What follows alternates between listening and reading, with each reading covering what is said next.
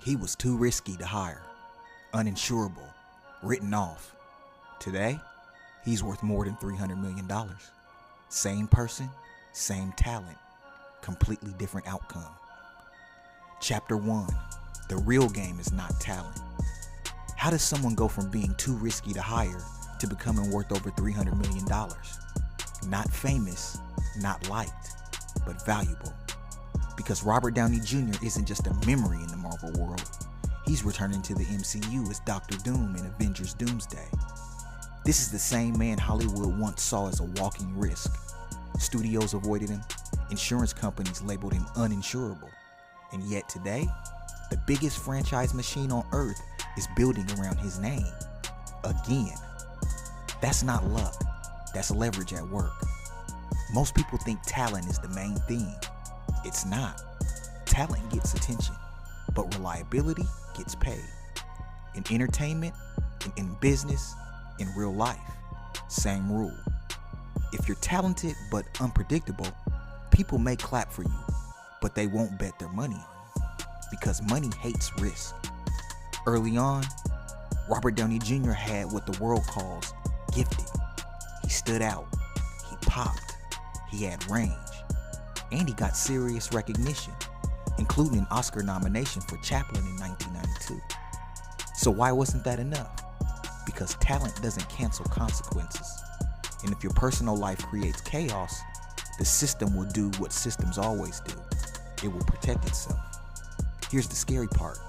A lot of people don't lose because they're bad. They lost because they become hard to trust. And that label spreads fast. Faster than your reputation can keep up. And that's exactly what happened to RDJ. Chapter 2, how someone becomes too risky. When people hear too risky, they think it means he was wild, he partied, he was a mess. No, in business terms, too risky means you cost money. You create delays, you create uncertainty, legal problems, instability, and in high budget industries, instability is expensive. When RDJ's legal issues and addiction problems hit their peak, it wasn't just embarrassing, it became a pattern. And patterns create a label. Here's the part most people don't understand. In Hollywood, studios don't just hire actors because they want to. There are insurance decisions behind big movies. If an actor is considered unreliable, the production becomes harder to insure. That means a studio could lose millions if anything goes wrong. So if you are seen as a risk, your phone stops ringing. Not because people hate you, but because the math doesn't work. And once your name becomes a risk, the system doesn't argue with you. It replaces you. And the worst part, you can still be talented while you're being replaced. That's what makes it painful. Because RDJ didn't just lose roles, he lost something even bigger. Chapter 3, rock bottom is losing access. People think rock bottom is crying in the dark. Sometimes it is, but the real rock bottom in adult life is this. No opportunities, no calls, no meetings, no fresh starts. No one wants to attach their name to yours. He lost access. That's when you realize it's not just money you lost, it's trust. And trust is the real currency. This is why so many people stay stuck after one big mistake. Because you don't just work harder to fix it. Hard work can't buy back trust overnight. You have to rebuild it brick by brick, quietly. And that part feels humiliating because the world doesn't clap for rebuilding. The world claps for results. But rebuilding happens long before results. RDJ had to face something most people avoid. He had to accept that talent was not going to save him. Only change would. And here comes the real wolf mode lesson. A comeback starts when you stop negotiating with yourself. Chapter 4, the switch from promises to proof. A lot of people say they want to change. They say, I'm done. I'm serious. I'm turning it around. But the system doesn't care what you say. It cares what you repeat. So RDJ had to do the hardest thing. He had to become boring. That sounds like an insult, but it's a compliment. Because boring means consistent, stable, predictable, safe to invest in. When you're rebuilding, boring is power. And in wealth mode terms, boring is leverage. Because once you become predictable again, people start trusting you with bigger chances. But here's what keeps people trapped. They want the reward before the proof. Our DJ had to accept, no one owes me a second chance. I have to earn it. And when he started earning it, the system didn't reward him with a big Hollywood comeback right away. It tested him. Chapter 5, the test season. This is the part people skip. They jump from, he was a mess, to, he became Iron Man.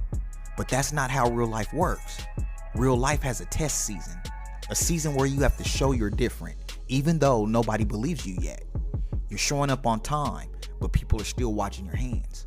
You're doing the right thing, but people still remember the old you. That's what it means to rebuild. And if you can't handle that stage, you can't earn leverage. So RDJ took smaller roles and rebuilt his reputation through behavior, not speeches, behavior. Because here's the truth, people don't trust your potential, they trust your patterns. If your pattern was chaos, the system protects itself. If your pattern becomes discipline, the system opens up again, slowly. And here's the uncomfortable part. That slow pace is why most people quit. They say, it's not working, but it is working. It's just not loud. Then came one of the biggest risk decisions in movie history. Chapter 6, why Marvel didn't bet on hope. People love to say, Marvel took a chance on him. That makes it sound emotional, like they just believed. No, Marvel had a plan, and that plan was reduce risk, then scale reward. Reports indicate RDJ's first Iron Man pay was around $500,000, which is low for a lead in a major film. Why so low? Because the system was still testing. Marvel wasn't handing him the kingdom, it was giving him a door, and if he walked through it the right way, the door will become a hallway, then a building, then a city. That's how leverage grows, step by step. And what did RDJ do? He delivered. And Iron Man didn't just succeed, it launched the entire MCU engine. Now the system's math changes, because when your presence is connected to revenue, you become a business asset, not just a person. And once the MCU hit Avengers level, RDJ's money stopped being normal. Chapter 7, when the paychecks turn into power. Here's the part that matters for wealth mode. The real money isn't in the first check. It's in the leverage after the win. Reports and breakdowns from entertainment outlets have repeatedly described RDJ's Marvel earnings as scaling massively after the early films, with later deals tied to huge payouts as the franchise grew. Some estimates put his total MCU earnings in the hundreds of millions, with widely repeated ranges around 500 to 600 million across his MCU run. Now let's keep it simple. Even if you don't believe every number online, the principle is still true. Early equals low risk deal. Later equals high leverage deal. High leverage equals big money. That's the wealth mode formula, because money follows value, and value is measured by, can you make the machine produce results? RDJ helped Marvel's machine print billions, so his brand became valuable in a measurable way. And once that happens, here's the real flex. You don't chase roles, roles chase you. You don't chase deals, deals come with perks, control, and protection. And that brings us to today. Chapter 8, where he is now, the system invites him back. Now we're in the new era. Marvel confirms Avengers Doomsday for December 18, 2026, and RDJ is attached as the main villain, Dr. Doom. Meaning, this isn't a cute cameo. This is the center of the storm. And again, this is the key point. The system does not put its biggest future plans in the hands of someone it doesn't trust. So what does that tell you? It tells you his rebuild wasn't temporary, it stuck. His discipline wasn't a phase, it became identity. And that's the part that applies to you, whether you're building a personal brand or trying to rebuild after you messed up. Chapter 9, the wealth mode lessons. Let's pull the lessons out clean. No hype, just truth. Lesson 1, the system pays trust, not sob stories. People will feel bad for you, but they won't fund you. The system rewards proof. So if you're rebuilding, stop trying to be understood. Start trying to be consistent. Lesson 2. Too risky is a brand problem. A personal brand isn't just logos and followers. Your brand is what people expect when your name shows up. If people expect drama, you'll get fewer chances. If people expect results, you'll get more doors. RDJ rebuilt what his name meant. Lesson 3. You don't need a big break first. You need a new pattern. Most people are waiting for a Marvel moment, a big break. But RDJ's real moment happened earlier, when he became predictable. That's when the system started leaning back toward him. Lesson 4. The first deal is always smaller than your future deal. This is for business and content creators too. Early on, you take smaller deals because you're unproven. But if you deliver, your leverage grows, and leverage changes your income. Lesson 5. Your comeback can become your business model. This is huge. Your mistakes don't have to be the end.